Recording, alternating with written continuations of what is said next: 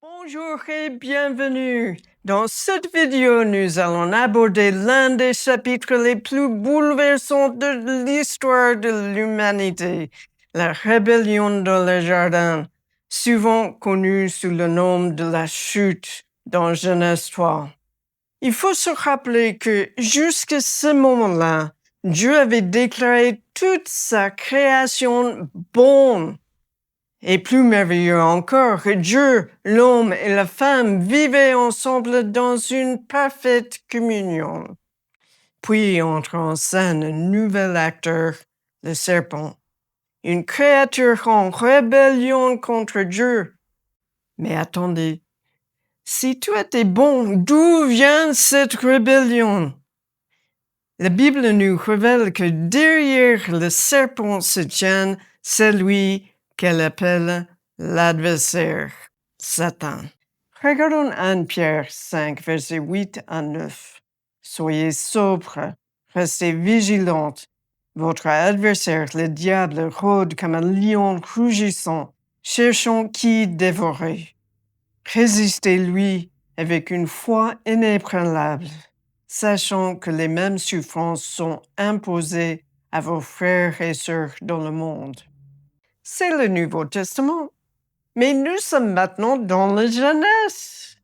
Regardons pour un instant Jean 8, verset 44, aussi dans le Nouveau Testament. C'est Jésus qui parle aux chefs religieux. Vous avez pour père le diable et vous voulez accomplir les désirs de votre père, c'est-à-dire le diable. Il a été meurtrier dès le commencement et il ne s'est pas tenu dans la vérité parce qu'il n'y a pas de vérité en lui. Lorsqu'il profère le mensonge, il parle de son propre fond, car il est menteur et le père du mensonge. Il a été meurtrier dès le commencement. Jésus parle du diable, l'adversaire. Et il dit dès le commencement. Et ici, il est important de prêter attention aux détails. On peut se demander de quel commencement Jésus parle-t-il? Très souvent dans la Bible, ce genre d'expression agit comme une sorte d'hyperlien. Vous savez, en informatique, on clique sur un lien et il nous conduit vers une autre page. La Bible est remplie de ces hyperliens internes qui nous renvoient à d'autres passages bibliques. Et cet hyperlien nous ramène directement à Genèse. Au commencement, Dieu créa. C'est Genèse 1:1. Selon Jésus, le diable était déjà présent à ce moment-là. Je ne veux pas passer trop de temps dans cette vidéo à parler de la rébellion ou de la chute des anges, mais voici 2 versets pour commencer votre réflexion. 2 Pierre 2, verset 4 dit « En effet, Dieu n'a pas épargné les anges qui ont péché, mais il les a précipités et enchaînés dans l'abîme, là où règnent les ténèbres, pour qu'ils y soient gardés en vue du jugement. » Ou bien Apocalypse 12, verset 9, « Il fut jeté dehors le grand dragon, le serpent ancien, appelé le diable et Satan, celui qui égare toute la terre. Il fut jeté sur la terre et ses anges furent jetés avec lui. » La question se pose alors, quand les anges sont-ils tombés? À mon avis, cette rébellion a eu lieu avant Genèse 1:1. Ce n'est pas un sujet entièrement clair dans les Écritures et nous devons rester humbles dans nos conclusions. Mais lorsque Jésus affirme que le diable a été meurtrier dès le commencement, cela semble indiquer que Satan et les anges rebelles étaient déjà déchus au moment de la création. Lorsque nous observons l'ensemble de l'histoire biblique, depuis la création jusqu'à l'Apocalypse et la bataille finale, il semble que ce monde créé par Dieu fasse partie de son plan pour triompher définitivement de la guerre spirituelle. Cela signifie également que nous avons, nous aussi, un rôle à jouer dans ce combat spirituel. Je vous encourage à y réfléchir sérieusement. Le serpent dans Genèse 3 apparaît comme une créature en rébellion contre Dieu, et cette image est riche de signification dans le contexte du monde antique. Dans de nombreuses cultures anciennes, le serpent était associé à des pouvoirs divins ou semi-divins.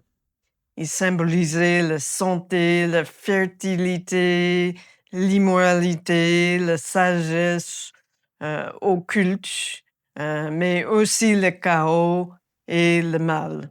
Dans plusieurs civilisations du Proche-Orient anciennes, les serpents occupaient une place importante dans les mythologies, les cultes religieux et les pratiques spirituelles. Toute cette vénération du serpent est particulièrement intéressante dans le contexte du combat spirituel. L'adversaire agit souvent à travers les mensonges, la séduction et des faux déguisements. Et depuis le commencement, il cherche à détourner l'humanité de Dieu. Passons maintenant au texte lui-même afin d'analyser ce qui se déroule dans cette scène fondamentale de l'histoire humaine. Regardons le verset 1 à 3 de Genèse chapitre 3. Verset 1. Le serpent était le plus rusé de tous les animaux sauvages que l'Éternel Dieu avait fait. Il dit à la femme, « Dieu a-t-il vraiment dit, vous ne mangerez aucun des fruits des arbres du jardin? » Et la femme répondit au serpent, « Nous mangeons du fruit des arbres du jardin. Cependant, en ce qui concerne le fruit de l'arbre qui est au milieu du jardin, Dieu a dit, vous n'en mangerez pas et vous n'y toucherez pas, sinon vous mourrez. » Le serpent déforme délibérément les paroles de Dieu concernant l'arbre, et la femme elle-même semble ignorer l'avertissement divin adressé à l'homme. L'avertissement se trouve en Genèse 2, versets 15 à 17. L'Éternel Dieu prit l'homme et le plaça dans le jardin d'Éden pour qu'il le cultive et le garde. L'Éternel Dieu donna cet ordre à l'homme, tu pourras manger les fruits de tous les arbres du jardin, mais tu ne mangeras pas le fruit de l'arbre de la connaissance du bien et du mal, car le jour où tu en mangeras, tu mourras, c'est certain. Quelques détails méritent d'être soulignés. Ces commandements avaient été donnés directement à l'homme. Si nous suivons attentivement le récit biblique, Ève n'était même pas encore été créée au moment où Dieu donna cet ordre à Adam. Les questions commencent alors à surgir. Adam a-t-il correctement transmis ces commandements à Ève? Tous les détails lui ont-ils été communiqués fidèlement? On remarque au verset 3, Ève ajoute « Vous n'y toucherez pas », alors que cette précision n'apparaît pas dans le commandement original donné par Dieu au verset 17. D'où vient donc cet ajout? D'Adam? D'Ève elle-même? On ne sait pas. Selon le récit biblique, cette parole supplémentaire ne vient pas de Dieu. Il est toutefois important de noter qu'Ève répond correctement à la première question du serpent. Le serpent demandait « Vous ne mangerez aucun des fruits des arbres du jardin. » En réponse, Ève disait « Nous mangeons du fruit des arbres du jardin. Cependant, en ce qui concerne le fruit de l'arbre qui est au milieu du jardin, Dieu a dit « Vous n'en mangerez pas et vous n'y toucherez pas, sinon vous mourrez. » Oui, elle a ajouté l'interdiction de toucher à l'arbre. Pourtant, ce qu'elle dit est en réalité plus strict que le commandement donné par Dieu lui-même. On peut même y voir une volonté de rester le plus loin possible de l'arbre afin de ne courir aucun risque. Mais le serpent continue en versets 4 et 5. Le serpent dit alors à la femme, « Vous ne mourrez absolument pas, mais Dieu sait que le jour où vous en mangerez, vos yeux s'ouvriront et vous serez comme Dieu, vous connaîtrez le bien et le mal. » Le serpent promet qu'ils seront comme Dieu, connaissant le bien et le mal. Pourtant, l'ironie tragique est qu'ils sont déjà comme Dieu, puisqu'ils ont été créés à son image. Dieu avait destiné l'être humain à refléter son image en lui faisant confiance pour définir le bien et le mal selon sa sagesse, selon la sagesse de Dieu. Mais le serpent introduit une terrible distorsion. L'homme devient comme un Dieu lorsqu'il décide lui-même de définir le bien et le mal selon sa propre sagesse. Nous voyons ici la stratégie du serpent. Il accuse subtilement Dieu de garder le meilleur pour lui-même. Au lieu de présenter Dieu comme un père aimant et généreux, il le dépeint comme avare, privant les humains de quelque chose de bon. Dieu a déjà tout donné. Dieu a déjà donné toutes choses qui sont bonnes. Cette accusation contre Dieu reflète la rébellion même du diable décrit en Ésaïe 14. Comment es-tu tombé du ciel, astre brillant, fils de l'aurore? Te voilà abattu par terre, toi qui terrassais les nations. Tu disais dans ton cœur, et je monterai au ciel, je hisserai mon trône au-dessus des étoiles de Dieu, et je siégerai sur la montagne de la rencontre, à l'extrême nord. Je monterai au sommet des nuages, je rassemblerai au très haut. Pourtant tu as été précipité dans le séjour des morts, dans les profondeurs de la tombe. Ceux qui te voient te fixent du regard. Ils t'examinent avec attention.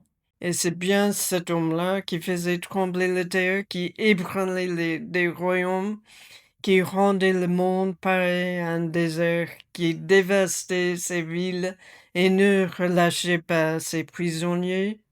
Maintenant, le diable sous forme de serpent attire les humains dans le même orgueil et mensonge. On arrive au verset 6. La femme vit que l'arbre était porteur de fruits bons à manger, agréables à regarder et précieux pour ouvrir l'intelligence. Elle prit de son fruit et en mangea. Elle en donna aussi à son mari qui était avec elle et il en mangea. La rébellion est une quête de sagesse divine en dehors de la direction de Dieu. Je veux souligner ici un schéma qui se répète constamment dans la Bible lorsqu'elle parle de la tentation.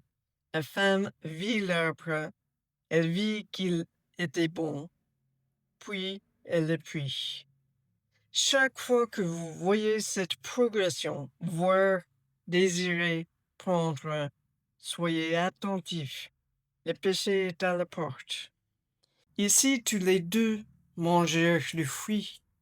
Et il est important de noter qu'Adam était avec elle. On peut alors se demander pourquoi il n'est pas intervenu pour arrêter Ève. Au fond, la racine de leur chute fut un manque de confiance en Dieu et en sa parole, en ses promesses. Dieu leur avait montré le bon chemin à suivre. Il les avait également avertis des conséquences. Ils avaient un choix. Et ils ont choisi de désobéir. Et les conséquences étaient immédiates. Regardons versets 7 et 8. Leurs yeux à tous les deux s'ouvrirent, et ils prirent conscience qu'ils étaient nus. Ils attachèrent des feuilles de figuier ensemble et s'enfuirent des sentiers. Quand ils entendirent la voix de l'Éternel Dieu en train de parcourir le jardin vers le soir, l'homme et sa femme se cachèrent loin de l'Éternel Dieu au milieu des arbres du jardin. À partir de ce moment-là, toutes leurs relations furent brisées. Les relations humaines furent fracturées. L'homme et la femme commencèrent à se cacher l'un de l'autre. Ils fabriquèrent des ceintures pour couvrir leur honte. Mais surtout leur relation avec Dieu fut brisée. Au lieu de marcher avec lui dans la fraîcheur du soir, ils se cachèrent loin de sa présence. Puis, nous assistons à un échange profondément révélateur entre Dieu, Adam et Ève. Verset 9. Cependant l'Éternel Dieu appela l'homme et lui dit, « Où es-tu? » Il répondit, « J'ai entendu ta voix dans le jardin, j'ai eu peur, parce que j'étais nu. Alors je me suis caché. » L'Éternel Dieu dit, « Qui t'a révélé que tu étais nu? Est-ce que tu as mangé du fruit de l'arbre dont je t'avais interdit de manger? » L'homme répondit, « C'est la femme que tu as mise à mes côtés qui m'a donné de ce fruit, et j'en ai mangé. » L'Éternel dit à la femme, « Pourquoi tu fais cela? » La femme répondit, « Le serpent m'a trompé et j'en ai mangé. » Dieu commence en leur demandant, « Où es-tu? » Pourquoi Dieu pose-t-il cette question? Il est omniscient. Il connaît déjà toutes choses, même les pensées les plus secrètes du cœur humain. Alors pourquoi demander où es-tu? Peut-être parce que Dieu leur donnait déjà l'occasion de sortir de leur cachette, de venir à lui et de se repentir. On peut se demander ce qui se serait passé si Adam et Ève étaient venus humblement devant Dieu pour lui demander pardon à ce moment-là. Mais ce n'est pas ce qu'ils font. La première réaction du péché est la culpabilité, la honte et la peur. Alors ils se cachent.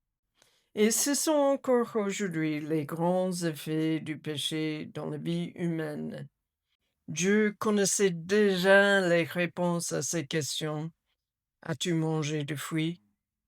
Mais au lieu de se repentir, Adam cherche à rejeter sa faute sur quelqu'un d'autre. Dans leur relation désormais brisée, il pointe d'abord sa femme du doigt. C'est elle. Puis il va encore plus loin et accuse indirectement Dieu lui-même. La femme que toi, tu as mise auprès de moi. En d'autres mots, Adam refuse d'assumer pleinement la responsabilité de son propre choix. Ève, à son tour, rejette la faute sur le serpent. Et ainsi, nous arrivons aux conséquences. Dans Genèse 3, versets 14 à 19, Dieu annonce aux rebelles les conséquences tragiques de leur décision. Remarquons un détail important. Dieu maudit le serpent et la terre, mais jamais directement l'homme ni la femme. Et au milieu même de ces conséquences sévères, Dieu fait naître une promesse. Il promet qu'un jour, les relations brisées seront restaurées. Même dans les pires circonstances, Dieu continue d'offrir de l'espérance à son peuple. Genèse 3, verset 14 dit, « L'Éternel Dieu dit au serpent, « Puisque tu as fait cela, tu seras maudit parmi toutes les batailles et tous les animaux sauvages. Tu marcheras sur ton ventre et tu mangeras de la poussière tous les jours de ta vie. Je mettrai l'hostilité contre toi et la femme, entre ta descendance et sa descendance. Celle-ci t'écrasera la tête et tu lui blesseras le talon. Il dit à la femme, j'augmenterai la souffrance de tes grossesses. C'est dans la douleur que tu mettras des enfants au monde. Tes désirs se porteront vers ton mari, mais lui, il dominera sur toi. Il dit à l'homme, puisque tu as écouté la femme et mangé du fruit au sujet duquel je t'avais donné cet ordre, tu n'en mangeras pas. Le sol est maudit à cause de toi. C'est avec peine que tu en tireras ta nourriture tous les jours de ta vie. Il te produira des ronces et tes jardins, et tu mangeras de l'herbe des champs. C'est à la sueur de ton visage que tu mangeras du pain, et ce jusqu'à ce que tu retournes à la terre, puisque c'est d'elle que tu as été tiré. Oui, tu es poussière, et tu retourneras à la poussière. Regardons d'abord les conséquences pour le serpent.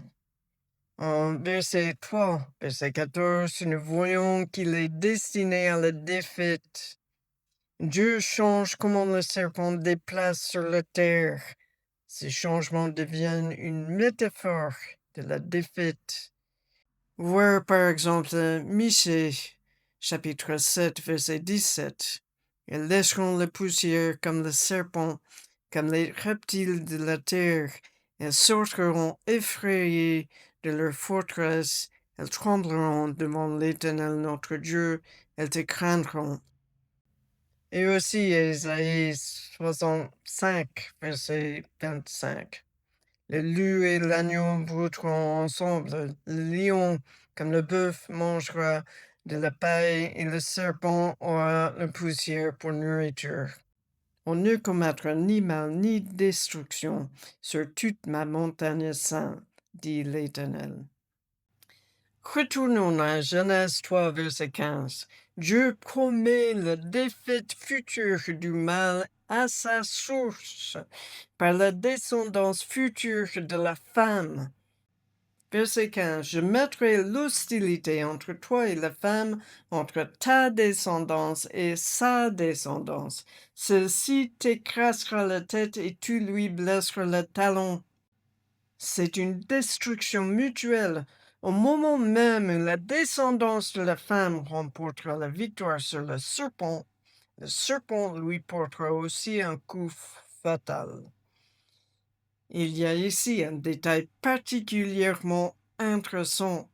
Dans le texte hébreu, la descendance du serpent est au pluriel, tandis que la descendance de la femme, celle qui écrasera la tête du serpent, apparaît au singulier. À partir de ce moment-là, toute la Bible semble orientée vers la recherche de cette personne née d'une femme qui viendra restaurer la relation brisée entre Dieu et l'humanité. Cette descendance sera blessée au talon. À cette époque, une telle blessure pouvait être mortelle. Et pourtant, en donnant sa vie, il vaincra définitivement le serpent. Tout au long de l'Ancien Testament, nous attendons cette descendance promise jusqu'au moment où nous arrivons à Jésus-Christ. Jésus est né d'une femme. Il a donné sa vie afin de vaincre pour toujours le péché, Satan et toutes les conséquences de la jeunesse. Et par son œuvre, il est venu restaurer notre relation avec Dieu. Pas seulement ça, mais aussi nos relations les uns avec les autres.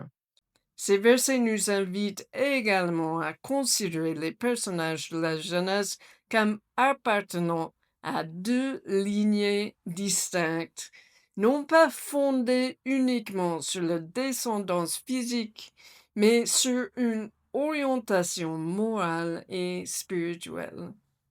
Et nous avons un rôle à jouer dans ce plan de Dieu.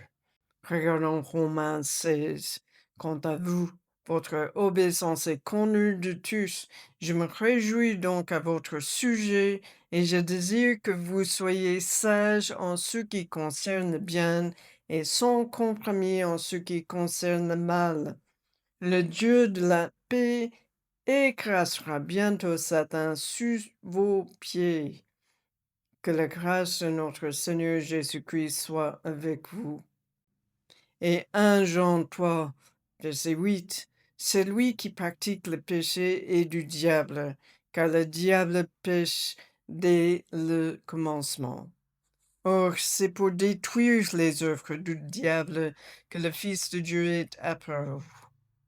Quiconque est né de Dieu ne pratique pas le péché, parce que la sémence de Dieu demeure en lui, et il ne peut pas pécher parce qu'il est né de Dieu. C'est à cela que l'on reconnaît les enfants de Dieu et les enfants du diable. Celui qui ne pratique pas la justice n'est pas de Dieu, tout comme celui qui n'aime pas son frère. D'un côté, nous avons la descendance du serpent.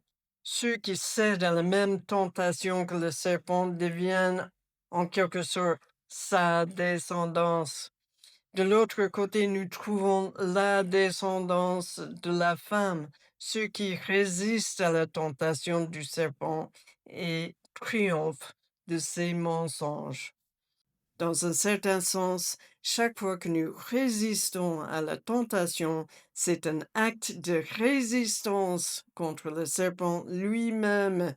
Il existe une dimension profondément spirituelle chaque fois que nous choisissons de marcher dans les voies de Dieu. Verset 16, nous voyons ensuite les conséquences annoncées pour l'être humain. Remarquons qu'il ne s'agit pas d'une malédiction prononcée contre l'homme et la femme, mais des conséquences de leur rébellion. Pour la femme, il y aura la souffrance de ses grossesses. C'est dans la douleur que tu mettras des enfants au monde. Douleur en hébreu est le mot itzabon. Ce n'est pas le mot hébreu pour les douleurs de l'accouchement.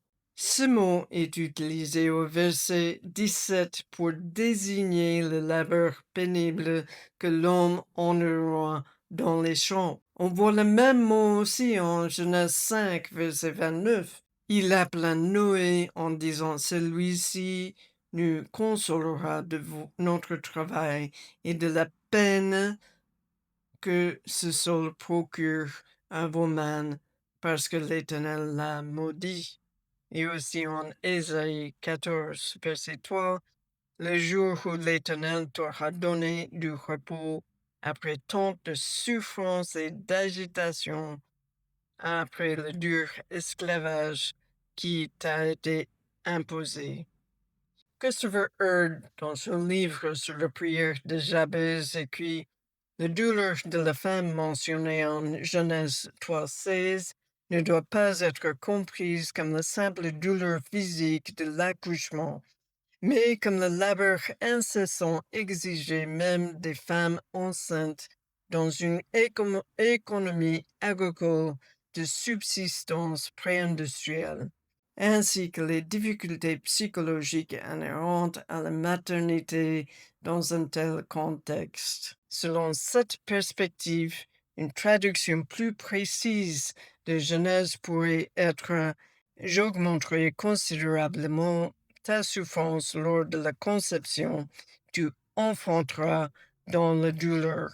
Le mot douleur, en hébreu itzabon, ne désigne donc pas uniquement la douleur physique de l'accouchement, mais plus largement les souffrances et les difficultés liées à la maternité et à la vie familiale dans un monde désormais marqué par la chute. En Genèse 17, le même mot hébreu itzabon est également utilisé pour l'homme. C'est dans la douleur que tu en tireras ta nourriture. L'emploi du même terme au verset 16 et 17 souligne que le destin de la femme reflète celui de l'homme. Désormais, toute la vie humaine sera marquée par la souffrance, le labeur et les conséquences du péché. Puis vient cette parole difficile. Ton désir se portera vers ton mari, mais il dominera sur toi. Il est important de noter qu'il ne s'agit ni d'un commandement, ni d'une bénédiction, ni même d'un idéal voulu par Dieu. C'est une conséquence de la chute. C'est une conséquence du péché. Cette réalité représente en quelque sorte une inversion de Genèse 1, 28, où l'homme et la femme avaient été créés pour régner ensemble dans l'harmonie et la communion avec Dieu. Genèse 1, 28 dit Dieu les bénit. Donc, notez que c'est une bénédiction donnée à l'homme et la femme. Donc, Dieu les bénit et leur dit, reproduisez-vous, devenez nombreux, remplissez la terre et soumettez-la, dominez sur les poissons de la mer, sur les oiseaux du ciel et sur tout animal qui se déplace sur la terre. Désormais, dans sa relation avec la femme, l'homme la traitera comme si elle faisait simplement partie de la création sur laquelle il domine, plutôt que comme une co-régente appelée à gouverner avec lui sur la création. Le design parfait de Dieu était désormais brisé, et par conséquent, la relation entre l'homme et la femme serait marquée par la tension, la lutte et le conflit plutôt que par l'unité et l'harmonie. Il est également intéressant de noter que le mot hébreu traduit par désir est le même que celui utilisé plus tard lorsque Dieu avertit Caïn. Genèse 4, verset 7 dit, certainement, si tu agis bien, tu te relèveras. Si en revanche tu agis mal, le péché est couché à la porte et ses désirs se portent vers toi. Mais c'est à toi de dominer sur lui. Dans ce contexte, le mot évoque une tension, une volonté de contrôler ou de dominer. Cela souligne encore davantage combien les relations humaines ont été profondément affectées par la chute. Ainsi, les effets de la chute déforment profondément la relation entre l'homme et la femme. L'homme tend à réduire la femme à une simple partie de la création sur laquelle il exerce son pouvoir, plutôt que de la reconnaître comme une co-régente appelée à régner avec lui sur la création. Et la femme, de son côté, cherchera à contrôler ou à dominer sur son mari. La conséquence, et je souligne qu'il s'agit d'une conséquence, non d'une malédiction, et que l'homme et la femme deviennent désormais des adversaires engagés dans une lutte de pouvoir et de domination, plutôt que des partenaires vivant dans l'unité voulue par Dieu. À partir de Genèse 15, le seul espoir capable de restaurer véritablement l'expérience humaine et nos relations se trouve dans l'écraseur du serpent, le descendant promis qui vient renverser les effets de la chute et restaurer non seulement notre relation avec Dieu, mais aussi nos relations les uns avec les autres. Et cette restauration, nous le trouvons en Jésus. Versets 17 à 19 continuent les conséquences pour l'humain. Le travail n'est pas une punition. Ce n'est pas l'idée qu'il n'existait aucun travail avant la chute. Adam et Ève étaient déjà jardiniers. Ils travaillaient en partenariat avec Dieu pour régner sur la création. La conséquence de la chute est plutôt que le travail sera désormais accompagné de la souffrance et des difficultés. Le travail serait vécu différemment, comme une lutte contre une terre devenue plus résistante, une création qui ne donnerait plus facilement ses fruits, mais produirait désormais des épines et des chardons. La formulation de ce verset est frappante et semble souligner que ce n'est pas seulement le monde qui a changé, mais aussi la manière dont l'être humain le perçoit et l'expérimente.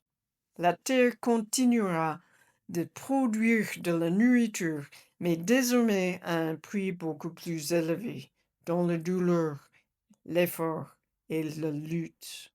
Et pire encore, l'homme et la femme seront désormais coupés de la présence vivifiante de Dieu, symbolisée par l'arbre de vie.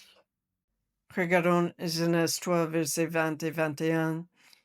Adam appela sa femme Ève, car elle devrait être la mère de tous les vivants.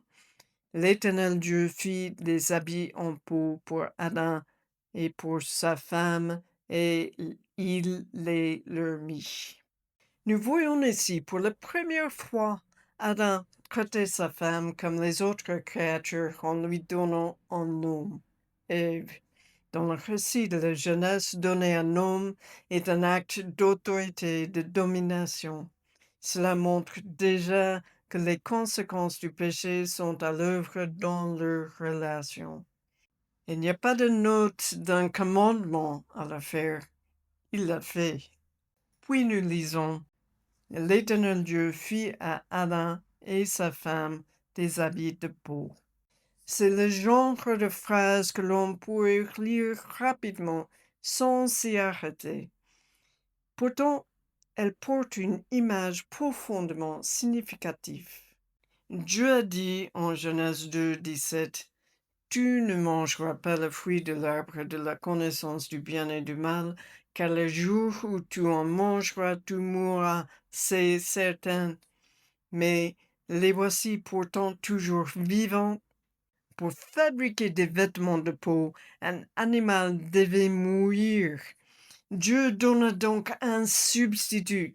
Nous voyons ainsi la première image d'une expiation substitutive destinée à couvrir leur honte. Et c'est Dieu lui-même qui l'accomplit. Les vêtements qu'Adam et Ève avaient fabriqués pour eux-mêmes n'étaient pas suffisants. Ils ne pouvaient pas réellement couvrir leur honte. Seul Dieu pouvait le faire. Puis, pour leur propre protection, l'homme et la femme furent expulsés du jardin afin qu'ils ne mangent pas de l'arbre de vie et ne vivent pas éternellement dans leur état déchu. Paradoxalement, cette expulsion était aussi un acte de grâce. Devenir immortel dans un monde brisé et dans une condition déchue aurait été une tragédie éternelle. Même au milieu du jugement, Dieu préparait déjà le chemin de la rédemption.